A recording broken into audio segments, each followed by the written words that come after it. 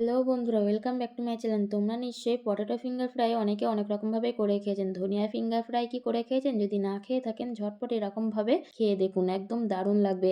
তার জন্য নিয়েছি এখানে ম্যাশ করা আলু, স্বাদমতো নুন, ধনেপাতা কুচি, ১ চা চামচ বেসন, কর্নফ্লাওয়ার ১ চা চামচ, ১ চামচ চালের গুঁড়ো আর কিছুটা পরিমাণের ময়দা দিয়ে ভালো করে ডোটাকে মেখে নিচ্ছি।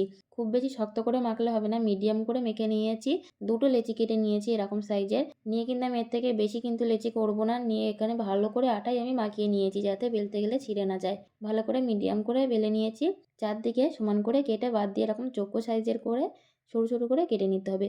খুব বেশি কিন্তু সরু করলে হবে না, মিডিয়াম সাইজের করতে হবে। করে দেখতে পাচ্ছ এবার তেলটা রেডি হয়ে গেছে। এক এক করে আমি তেলে দিয়ে দেবো। দিয়ে এগুলো কিন্তু আমি হালকা আঁচে লাল লাল করে ভাজবো, না হলে কিন্তু মুচমুচে আর হবে না, নরম হয়ে থাকবে। এরকমভাবে আমি ভেজে তুলে নিয়েছি। তৈরি হয়ে গেল ধনিয়া ফিঙ্গার ফ্রাই। ভালো লাগলে লাইক, কমেন্ট, সাবস্ক্রাইব করতে ভুলো না কিন্তু।